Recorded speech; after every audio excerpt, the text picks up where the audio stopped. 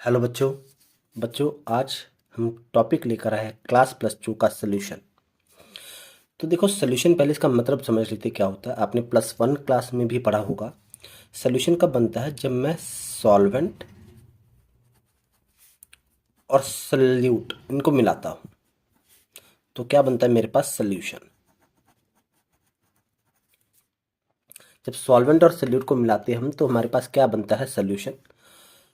Solvent क्या होता है? जैसे एग्जांपल के लिए वाटर H2O, जो अपने अंदर चीज़ों को डिसॉल्व कर लेता है। और सल्यूट क्या होगा? वो कंपोनेंट जो वाटर में जाकर मिक्स हो जाएगा। तो क्या बनेगा मेरे पास? सॉल्यूशन। मतलब सॉल्यूशन एग्जांपल के लिए ये मेरे पास यहाँ पर पानी है ग्लास में, एक गिलास में पानी है।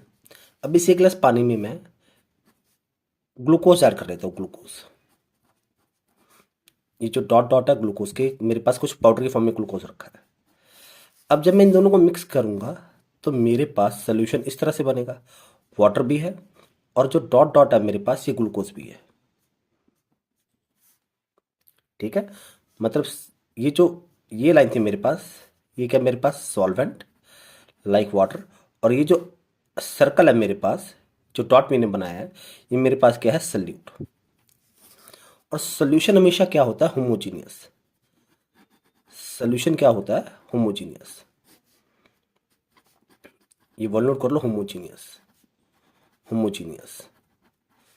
मिक्सचर फिर भी हेट्रोजीनियस हो सकता है, लेकिन सोल्यूशन हमेशा क्या होगा? होमोजीनियस। होमोजीनियस सोल्यूशन क्या होता है? वो सोल्यूशन या वो मिक्सचर जिसमें रेशो रेशो या कंपोजिशन रेशो या कंपोजिशन यूनिफॉर्म रहे। रेशो या कंपोजिशन क्या रहे मेरे पास? Uniform. Uniform throughout the solution. Throughout. अब देखो एग्जाम्पल के लिए, जब कभी हम एक गिलास पानी में 1 चम्मच हम ग्लूकोज डालते हैं, ग्लूकोज का पाउडर डालते हैं, अच्छे से इसको मिला देते हैं, तो ऊपर जितना मीठा होगा वही पानी लास्ट तक जब तक आप पियोगे वही पानी उतना मीठा आपको यहाँ पर बचेगा। मतलब ऊपर जितना ग्लूकोज होगा उतना ग्लूकोज आपको नीचे मिलेगा, उतना ही आपको ग्लूकोज बीच में मिलेगा। मतलब यहाँ पर कॉम्पोजिशन क्या आएगी? कॉम्पोजिशन क्या आएगी? यूनिफॉर्म रहेगी। यूनिफॉर्म सेम सेम रहेगी। यूनिफॉर्म देखो सेम इस तरह से यूनिफॉर्म रहेगी।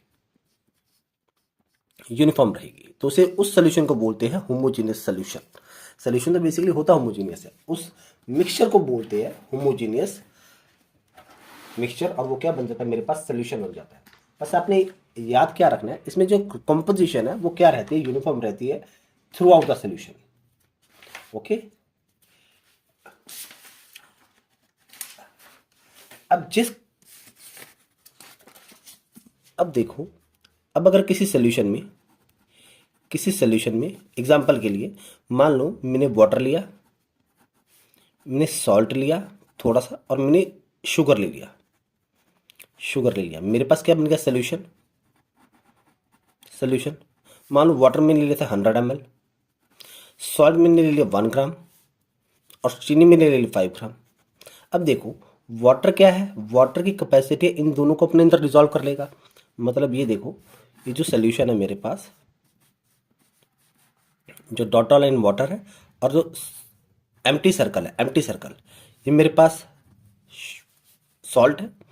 और जो मेरे पास फील्ड सर्कल है, फील्ड सर्कल है, ये मेरे पास क्या है? शुगर। देखो यहाँ पर शुगर भी है और यहाँ पर सॉल्ट भी है। दो अलग अलग टाइप के सल्यूट है।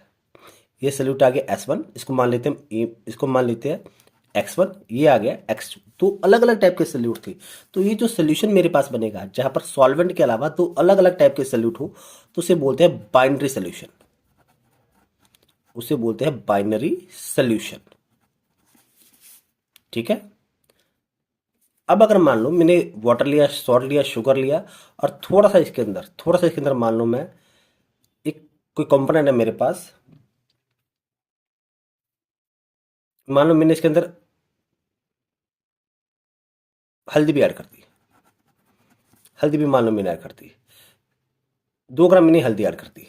तो देखो पहला कंपोनेंट, दूसरा कंपोनेंट, तीसरा कंपोनेंट, सॉल्वेंट के अलावा तीन तीन कंपोनेंट आ गए। मतलब इसके अंदर मान लो हल्दी भी आ गई, क्रॉस क्रॉस हल्दी आ गई। इसके अंदर हल्दी भी आ गई।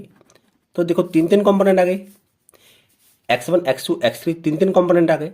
तो अब क्या बन जाएगा मेरे पास, ये टर्शरी सोल्यूशन। टर्शरी सोल्यूशन, ठीक है। कई बार एग्जाम में एमसीक्यू में पूछ लेते हैं what is binary solution, what is tertiary solution. अगर चार कंपोनेंट आ जाते तो क्या बनता है मेरे पास, क्वाटरनरी सोल्यूशन, ठीक है। अच्छा अब देखो टाइप्स ऑफ सोल्यूशन। सोल्यूशन कितने टाइप का हो सकता है, टाइप्स ऑफ सोल्यूशन।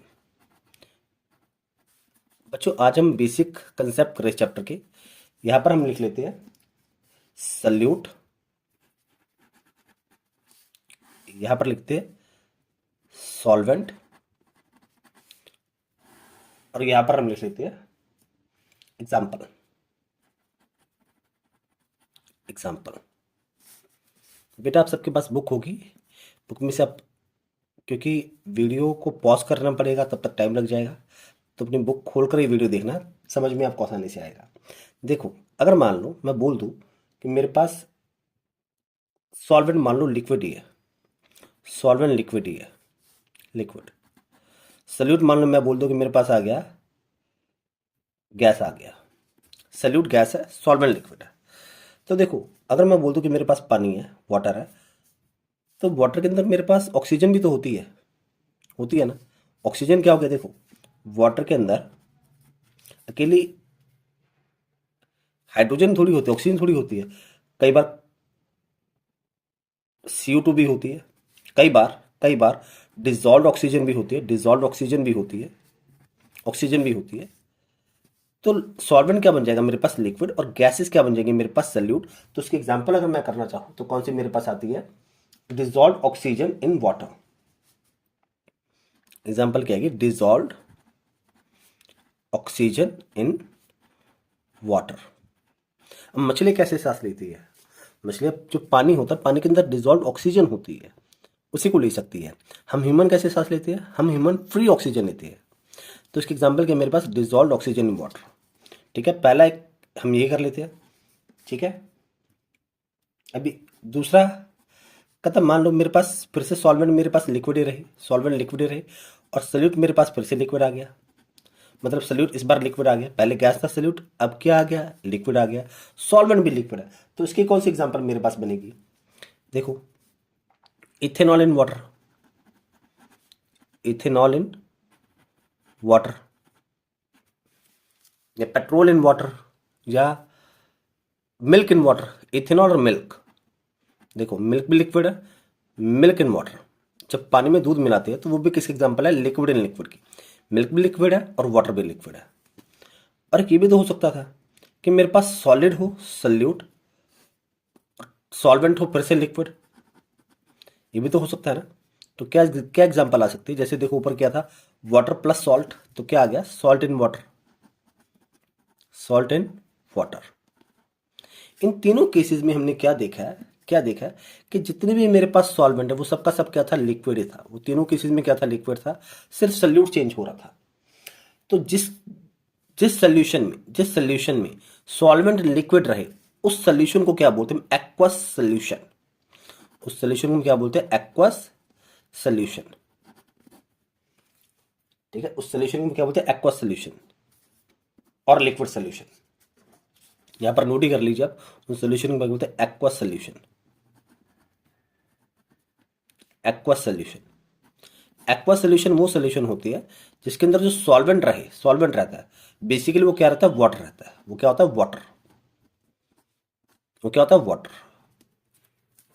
वो सोल्यूशन जिसके अंदर सॉल्वेंट वाटर रहे तो उस सोल्यूशन को बोलते हैं एक्वा सोल्यूशन, ठीक है। अब यहाँ पे देखो तो हमने यहाँ पर भी वाटर लिखा, यहाँ पर भी वाटर लिखा, यहाँ पर भी वाटर लिखा।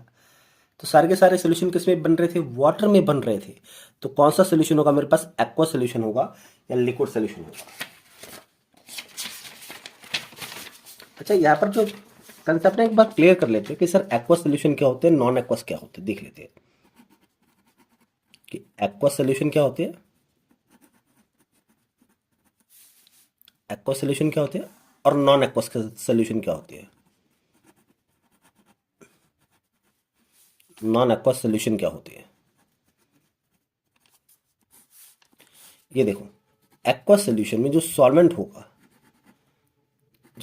होगा, वो कौन सा होगा? वाटर होगा, H2O। वो कौन सा होगा? Only water. ओनली वाटर मतलब H2 ही सॉल्वेंट होगा और कोई सॉल्वेंट नहीं होगा। और नॉन एक्वस सोल्यूशन में क्या होगा? वाटर क्या होता है? लिक्विड ही होता है, लिक्विड ही होता है। लेकिन नॉन एक्वस सोल्यूशन में क्या होता है? जो सॉल्वेंट होगा वो वाटर नहीं होगा, जो सॉल्वेंट होगा वो वाटर नहीं होगा। वो या तो मेरे पास हो सकता है इथेनॉल, हो सकता है इथेनॉल, वो भी लिक्विड है, या मेरे पास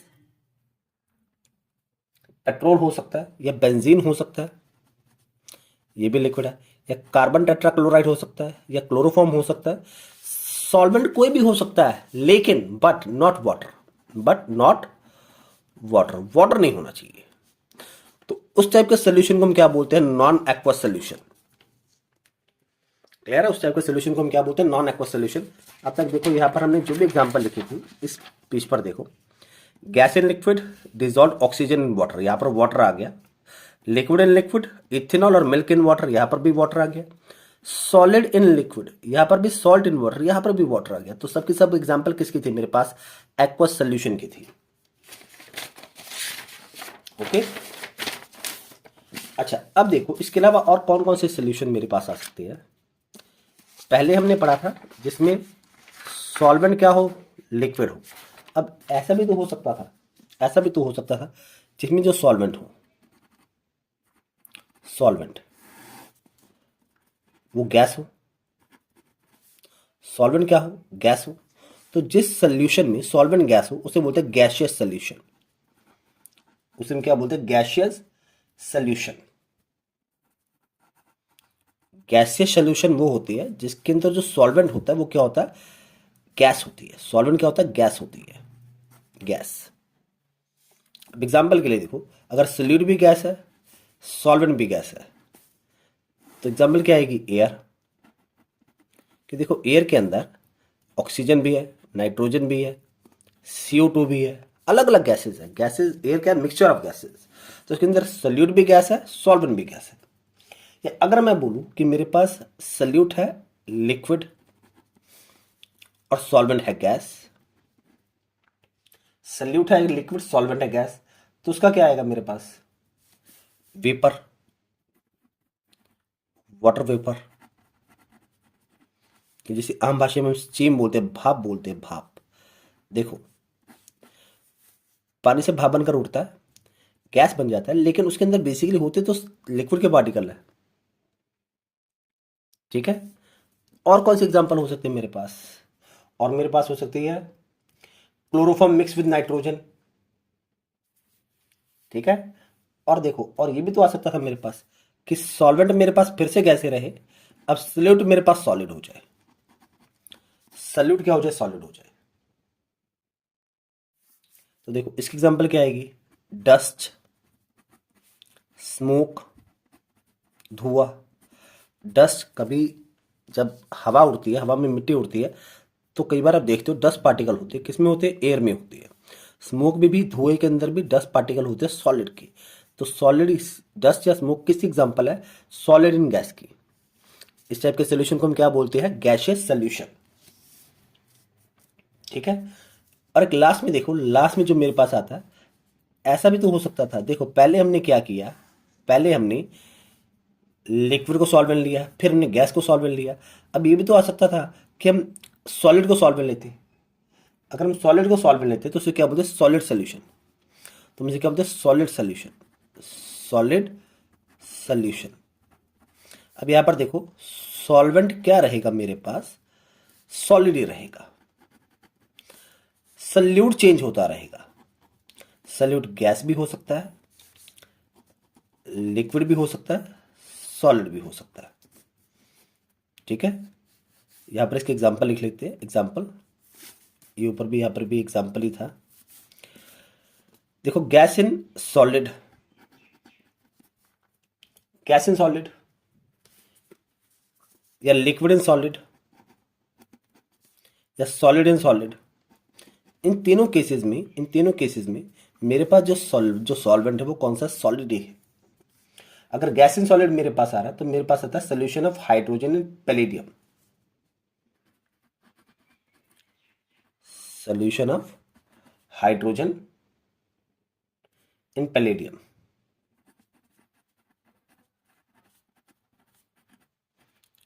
PD मीन्स पैलेडियम। अगर लिक्विड इन सॉलिड कहा गया, लिक्विड इन सॉलिड, तो मेरे पास क्या आता है, लिक्विड इन सॉलिड, कोई ऐसा सॉलिड जिसके अंदर लिक्विड भी हो। तो इसकी एग्जांपल मेरे पास आती है mercury with sodium, mercury with sodium, with sodium. जब मरकरी सोडियम के साथ आता है तो उसे बोलते हैं एमलगम। तो उसे क्या बोलते हैं, एमलगम। स्पेलिंग देखो, AMALGAM, एमलगम। अगर सॉलिड इन सॉलिड है, ये अपनी 10th क्लास में भी पढ़ा हुआ, सॉलिड इन सॉलिड, तो उसे क्या बोलते हैं हम, एक सॉलिड भी सॉलिड है, सॉल्वेंट भी सॉलिड, तो उसे कोई एग्जांपल क्या लिख सकते हैं हम, अलॉय। अलॉय, अलॉय मतलब मिश्र धातु जिसे बोला जाता है, अलॉय बोल सकते हैं। ठीक है, अलॉय। जैसे हम कभी गोल्ड बनाते हैं 22 कैरेट का, देखो गोल्ड बनाते हैं 22 कैरेट का, इसका मतलब क्या है कि 98 पार्ट लेते हैं हम गोल्ड और 2 पार्ट लेते हैं हम कॉपर और सिल्वर।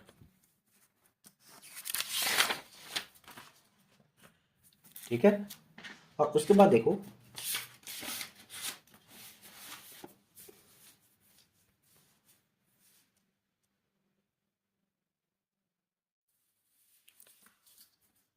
इसके बाद हमारे पास है method for expressing the concentration of solution, unit of concentration. देखो टॉपिक लिख लो, method for expressing the concentration of solution.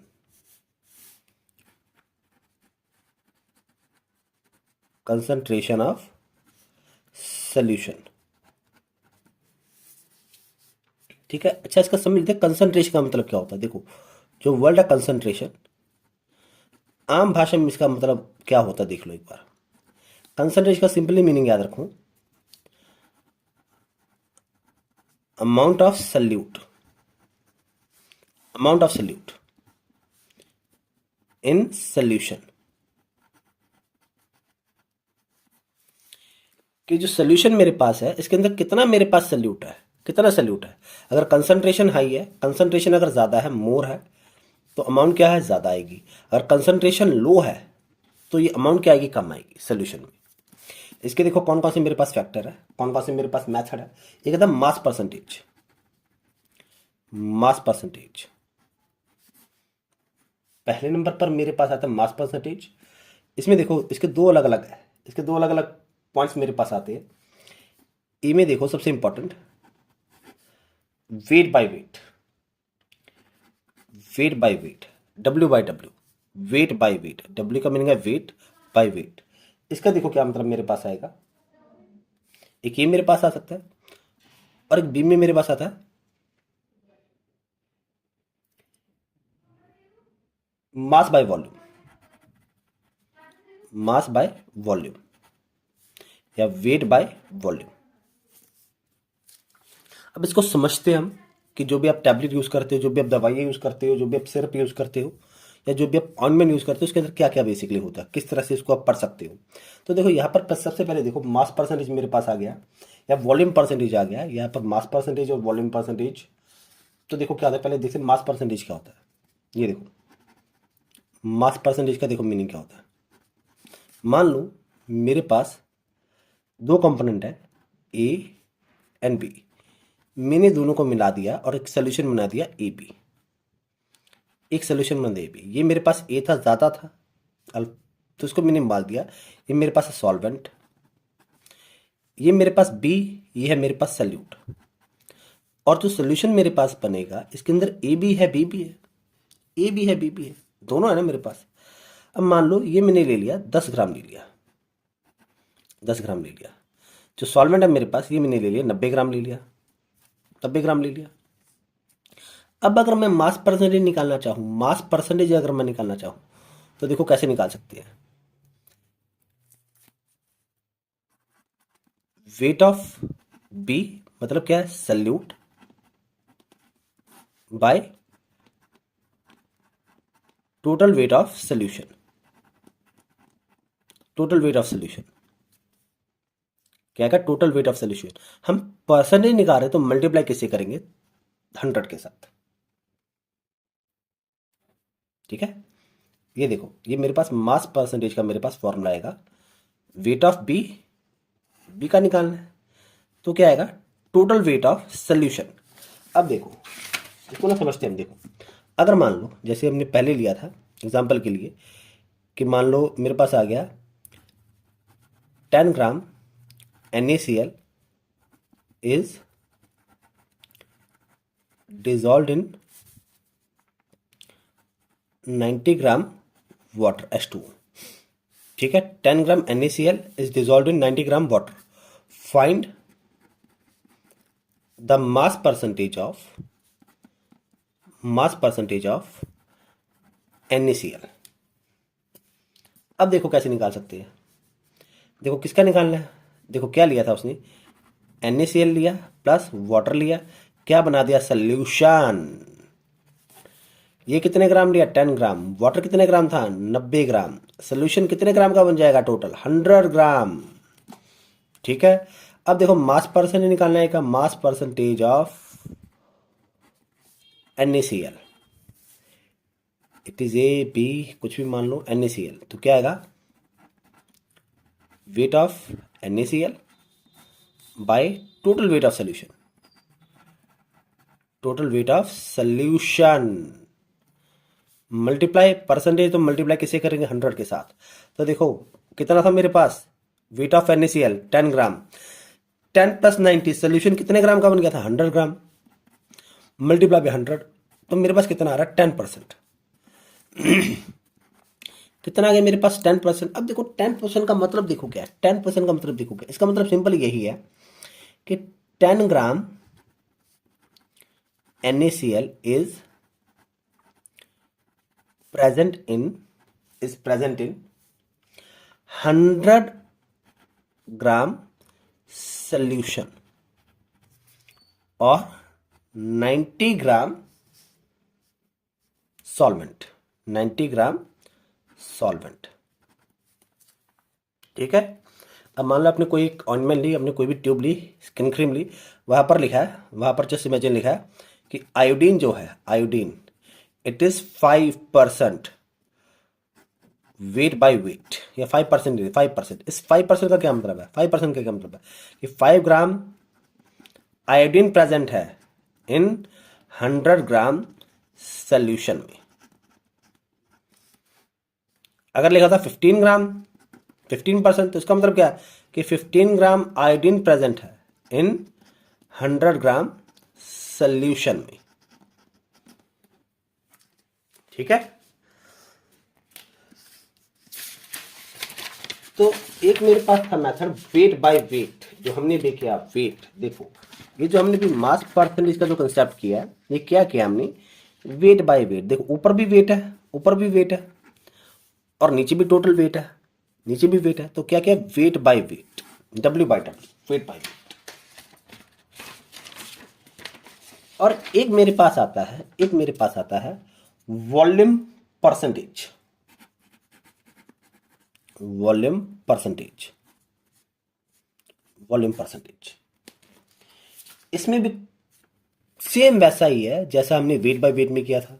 इसमें देखो क्या आएगा, वेट बाय वेट में क्या था, वेट, वॉल्यूम परसेंट में क्या आएगा, क्या आएगा, वॉल्यूम ऑफ कंपोनेंट, जिसका निकालना है volume of component, component by total volume of solution,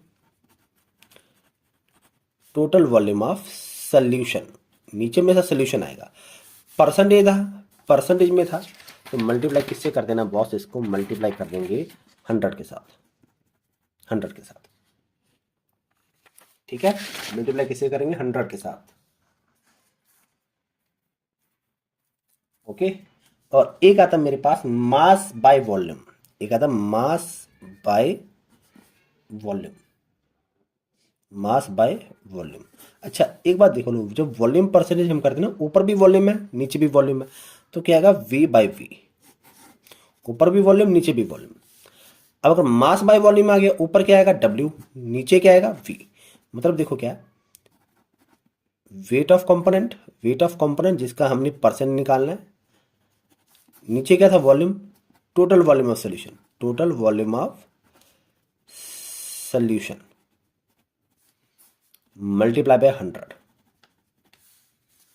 ठीक है, ओके।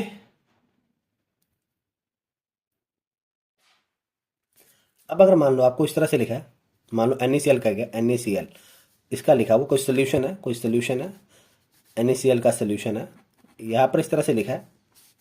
देखो 3 अलग अलग केस लेते, A B C। यहाँ पर देखो, यहाँ पर इस तरह से लिखा है 5 ब्रैकेट में वेट बाई वेट, इसका क्या था 5%, 5% का क्या मतलब 5 gram of NaCl in 100 gram solution. ठीक है, अब अगर यहां पर आ गया 5% NaCl का ले रहे हैं, वॉल्यूम बाय वॉल्यूम, यहां पर क्या आएगा 5 ml NaCl इन 100 ml सोल्यूशन। पेन चलना बंद हो गया, चल पड़ा पेन, फाइनली सोल्यूशन। अब अगर इस तरह सी में इस तरह से आता, सी में इस तरह से मेरे पास आता 5% वेट बाय वॉल्यूम, तो क्या था 5 ग्राम NaCl इन 100 ml सोल्यूशन। ठीक है, अब देख अगला टॉपिक देखो PPM। PPM, PPM की भैया फुल फॉर्म होती है पार्ट्स पर मिलियन, पार्ट्स पर मिलियन। मिलियन का मतलब क्या होता है 10 लाख, 10 लाख बहुत बड़ा है, 10 लाख, 10 लाख मतलब 10 लाख मिलियन को हम देखो कितनी जीरो आएगी, 1 2 3 4 5 6, देखो इकाई दहाई सैकड़ा हजार 10,000 लाख 10 लाख, तो 10 की कितनी पावर बन जाएगी 6। तो पार्ट्स पर मिलियन, पार्ट्स पर मिलियन आएगा, तो ये लिखने से अच्छा है 10 की पावर 6 लिख लेना। अब देखो समझते हैं पार्ट्स पर मिलियन होता क्या है। मान लो मेरे पास बहुत बड़ा सॉल्वेंट है, बहुत बड़ा सॉल्वेंट, बहुत बड़ा सॉल्वेंट, इतना बड़ा, मान लो मेरे पास समंदर है, कि मान लो मेरे पास समंदर है, मेरे पास एयर है, इसके अंदर थोड़ा सा सल्यूट है, थोड़ा सा सल्यूट, जो डॉट मान लो थोड़ा सा सल्यूट है, थोड़ा सा सल्यूट। अब अगर हमने इसकी कंसंट्रेशन को रिप्रेजेंट करना है सॉल्वेंट के मुकाबले, तो किसमें करेंगे PPM में, तो किसमें करेंगे PPM में। जब मतलब क्या है very small concentration, very small concentration, small concentration is present, तो क्या यूज करेंगे PPM। एक हम इसका एग्जांपल भी करके देखते हैं, पहले इसका फॉर्मूला देख लेते क्या था। मान लो हमने निकाला PPM of A, PPM of A, तो क्या आएगा mass of A, mass of A by, या PPM ऑफ बी लिख लो, कुछ भी लिख लो, बी लिख लेते हैं। PPM ऑफ बी क्या आएगा mass of B by total mass of solution, total mass of solution multiply करते हो 10 की पावर 6 के साथ, मल्टीप्लाई कर देंगे 10 की पावर 6 के साथ, हमारे पास हमारा आंसर आ जाएगा। ठीक है,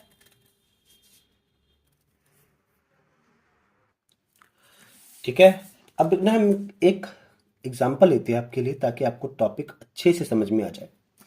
तो देखो एक क्वेश्चन हम लेते हैं, suppose a litre of sea water, यहां पर देखो मान लेते हैं लेट, या suppose a litre of sea water, a litre of sea water जिसका वेट क्या है, विच वेज कितना है यहाँ पर 1030 ग्राम। ठीक है, 1 लीटर पानी है समंदर का पानी, जिसका जो अप्रोक्सीमेट वेट कितना, वो कितना 1030 ग्राम। साफ साफ लिख देते यार 1030 ग्राम की। 1 लीटर समंदर का पानी है जिसका अप्रॉक्सीमेट वेट कितना 1030 ग्राम है, 1030 ग्राम वेट है उसका।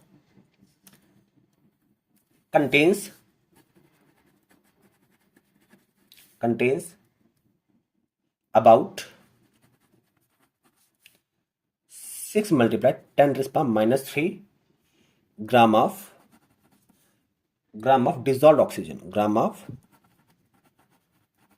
dissolved oxygen, कैलकुलेट इट्स, पहले नंबर पर पूछा मास परसेंटेज और दूसरे पे पूछ ले ppm, पार्ट पर मिलियन। क्या दोनों का आंसर सेम आएगा? अगर दोनों का आंसर सेम आना होता तो दो सवाल क्यों पूछता, एक ही सवाल पूछ लेता वो कि या तो फाइंड करो पार्ट परसेंटेज या फाइंड करो ppm और करके पूछ सकता था। तो दोनों कंसेप्ट ही अलग अलग है। पार्ट पर मिलियन में बात होती है लाखों की, तो दोनों अलग ही है। तो देखो यहाँ पर देखो क्या लिखा है, मास परसेंटेज निकालना है। क्या फॉर्मूला था? Wait of solute by weight of solvent. Solution यहाँ पर आएगा, सोल्यूशन आएगा भैया, सोल्यूशन मल्टीप्लाई 10 की 100 करेंगे, मल्टीप्लाई 100।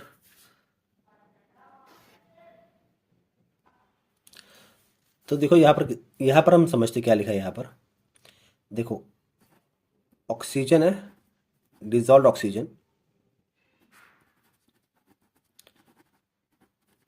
ऑक्सीजन प्लस सी वाटर और मेरे पास बन गया सोल्यूशन। डिजॉल्व ऑक्सीजन कितने ग्राम लिया है? 6 × 10⁻³ ग्राम। अब देखो कितना छोटा नंबर है ये, अगर 6/1000 करेंगे, देखो 10⁻³ थी, 1000 लिख सकते हैं, तो कितना आएगा 0.006 ग्राम, इतना ही आएगा, लगभग इतना ही आएगा। सी वाटर कितना मेरे पास 1 लीटर या कितना दिया 1030 ग्राम। क्योंकि देखो मास परसेंटेज है तो वेट ऑफ सोल्यूशन ही लेना पड़ेगा। अब जो सोल्यूशन बन गया मेरे पास ये बहुत छोटा। अगर आप 1000 में 0.006 ऐड करोगे, अगर आप 1000 में 0.006 ऐड करोगे तो आपके पास अप्रॉक्सीमेट वही रहेगा 103, अप्रॉक्सीमेट इतने क्रम में रहेगा आपके पास सोल्यूशन का वेट। तो देखो मास परसेंटेज अब निकालना आसान है। क्या आएगा? वेट ऑफ डिजॉल्व ऑक्सीजन कितना था, ये वाला लिख लेते हैं, 6 × 10⁻³ वेट ऑफ सोल्यूशन कितना था 1030 ग्राम मल्टीप्लाई किससे करेंगे 100 के साथ। तो सॉल्व कर लो, सॉल्व करने पे कितना आंसर आ रहा है आपका फाइनल आंसर आएगा 5.8 × 10⁻⁴% ये आ गया आपके पास mass percentage of dissolve oxygen की। पूरे समंदर के पानी में जो 1 लीटर आपने ही लिया है 1030 ग्राम, उसके अंदर इतने परसेंट आपके पास डिजॉल्व ऑक्सीजन है। ठीक है, अगर हम इसका पीपीएम निकालते हैं, देखो अगर हम इसका पीपीएम निकालते, पीपीएम तो पीपीएम का फॉर्मूला क्या था? Mass of dissolve oxygen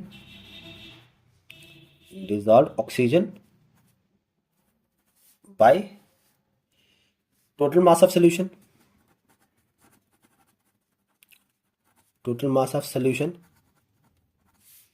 multiply 10⁻⁶। Multiply देखो पार्ट पर मिलियन आएगा, मल्टीप्लाई करना 10⁻⁶ के साथ।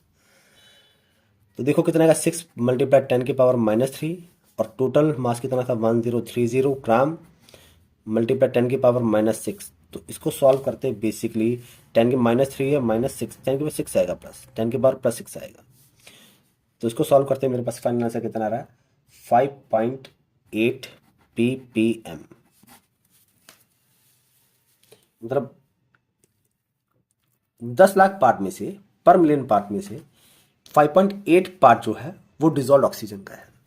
कि मान लो अगर मैं बोल दूं कि मेरे पास 10 लाख इस तरह से पानी की बूंदे हैं, 10 लाख पानी की बूंदे, बहुत ज़्यादा 10 लाख पानी की बूंदे, इसके अंदर 5.6 बूंदे मेरे पास जो होंगी वो किसकी आएंगी?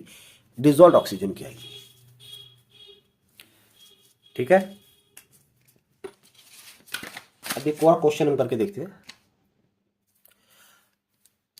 अच्छा बेटा, एक ये क्वेश्चन देखो आप, मैं थोड़ा वीडियो को जूम कर रहा हूँ ताकि आपको अच्छे से दिख जाए। तो देखो क्या लिखा है, इफ 11, ये 11 लिखा है, डबल वन मतलब 11, if 11 gram of oxalic acid is dissolve in 500 ml of solution, density of solution is 1.1 gram per ml, then what is the mass percentage of oxalic acid in solution. तो देखो क्या कहता है कि मेरे पास oxalic acid है 11 ग्राम, 11 ग्राम की oxalic acid है, मैंने इस वाटर में इसको डिजॉल्व कर लिया या कोई भी मैंने सॉल्वेंट ले लिया और मैंने क्या बना दिया, सोल्यूशन बना दिया। सोल्यूशन, सोल्यूशन का मेरे पास यहाँ पर वॉल्यूम दिया हुआ है, वॉल्यूम दिया हुआ है, और मुझसे पूछ ले मास परसेंटेज, मास परसेंटेज पूछ लिया, और यहाँ पर मुझे डेंसिटी दी हुई है। तो देखो मास परसेंटेज के लिए सबसे बढ़िया तरीका क्या था मेरे पास, मास परसेंटेज का जो तरीका क्या था, मास और wait of solute by total मास या वेट ऑफ सॉल्यूशन, परसेंटेज में पूछ ले मल्टीप्लाई बाय 100। लेकिन यहाँ पर पंगा है कि मेरे पास वेट ऑफ सोल्यूशन तो दिया ही नहीं है, मेरे पास तो वॉल्यूम दिया सोल्यूशन का, मेरे पास क्या दिया, वॉल्यूम दिया है। तो डेंसिटी का फॉर्मूला क्या पढ़ा था आपने, फिजिक्स में आप सबने पढ़ा होगा, डेंसिटी का फॉर्मूला क्या होता है, density is equal to mass of solution by volume. तो यहाँ पर मास मतलब वेट ऑफ सोल्यूशन क्या आएगा मेरे पास, डेंसिटी मल्टीप्लाई वॉल्यूम, क्या आएगा मेरे पास, मास ऑफ सोल्यूशन। डेंसिटी कितनी थी मेरे पास, 1.1 ग्राम पर ml, और वॉल्यूम कितना था मेरे पास, 500 ml। तो मास कितना आ जाएगा, देखो ml से ml कट गया, 1.1 को 1.1 मल्टीप्लाई 500, ये क्या आएगा मेरे पास, मास। और कितना आएगा मेरे पास, 550 ग्राम मेरे पास क्या आएगा, mass of solution, mass of solution. अब देखो वेट ऑफ सोल्यूट मेरे पास कितना दिया था, 11 ग्राम, मास ऑफ सोल्यूशन कितना आ गया, 550 ग्राम। तो निकालो mass percentage, mass percentage of oxalic acid, of oxalic acid क्या आएगा मेरे पास, mass of solution, mass of solute कितना मेरे पास 11, weight of solute, weight of solution कितना आ गया 550 मल्टीप्लाई 100, सॉल्व करो, 0 से 0 कट गया, 11 कम 11, 11 5 55, 5 कम 5, 5 तो 10, कितना आ गया मेरे पास आंसर, 2%। देखो मतलब क्या, 2% oxalic acid is present in 500 ml of solution. देखो यहाँ पर देखो इसका मीनिंग क्या निकलता है कि 2% oxalic acid is present in 500 ml solution. ठीक है, तो बेटा ये हमारा आज का वीडियो था, आपको वीडियो कैसा लगा मुझे बताना। एक न्यूमेरिकल आपके लिए होमवर्क के लिए है, देखते कौन सा न्यूमेरिकल मिलती है। ये देखो बेटा, एक और न्यूमेरिकल है आपकी प्रैक्टिस के लिए, वो क्या कहते हैं कि 150 ml इथाइल अल्कोहल। देखो इथाइल अल्कोहल है, कितने ml है, 150 ml। इसको किस में ऐड कर दिया, वाटर में। वाटर कितने ml है, 450 ml। और क्या बन गया मेरे पास, सोल्यूशन बन गया। अब देखो 150 और 450 दोनों को ऐड करेंगे तो सोल्यूशन कितना बनेगा, 600 ml का, 600 ml का मेरे पास सोल्यूशन बन गया। अब इस सोल्यूशन में मैंने निकालना कि इथाइल अल्कोहल कितने परसेंट है बाय वॉल्यूम के अकॉर्डिंग। तो यहाँ पर वॉल्यूम परसेंटेज पूछा है, तो क्या आएगा, देखो वॉल्यूम परसेंटेज क्या आएगा, किसका निकालना है, इथाइल अल्कोहल का। इथाइल अल्कोहल का वॉल्यूम परसेंट निकालना है, तो क्या आएगा, volume of ethyl alcohol by total volume of solution, multiply किससे करेंगे, 100 के साथ, क्योंकि मुझसे परसेंटेज में पूछा गया। इथाइल अल्कोहल कितना वॉल्यूम था 150 और सोल्यूशन का वॉल्यूम 600 ml मल्टीप्लाई 100, जीरो से जीरो कैंसिल, 6 कम 6 यहाँ पर कितना आएगा 25, कितना आ गया मेरे पास 25%, मतलब पूरे सोल्यूशन के वॉल्यूम से 25% मेरे पास क्या है इथाइल अल्कोहल, 25% मेरे पास क्या है इथाइल अल्कोहल। बेटा देखो ये जो न्यूमेरिकल है एग्जाम्पल 4, ये जेई मेंस 2020 में आया हुआ है।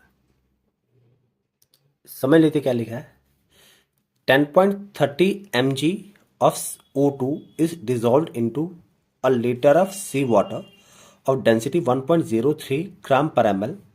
Calculate parts per million of O2 in sea water. अब वीडियो पॉज करके नोट कर लो न्यूमेरिकल, ये बहुत इंपॉर्टेंट था क्योंकि देखो +1 का न्यूमेरिकल जेई मेंस 2020 में आया हुआ है, मतलब अगर आप ये कर लोगे +2 का न्यूमेरिकल जो बुक में सिंपली दिया हुआ है जेई मेंस में आया हुआ है। कर ले सबने नोट? चलो देखो क्या लिखा था यहाँ पर, ये देखो समझते, देखो यहाँ पर लिखा क्या हुआ, ये देखो वो क्या कहता है कि ऑक्सीजन है कितने 10.30 ग्राम, किसमें लिए मैंने सी वाटर में, सी वाटर में लिए, और क्या बन गया मेरे पास सोल्यूशन बन गया, क्या बन गया सोल्यूशन बन गया। सोल्यूशन की डेंसिटी मेरे पास दी हुई है, डेंसिटी कितनी दी है मेरे पास 1.03 ग्राम पर ml।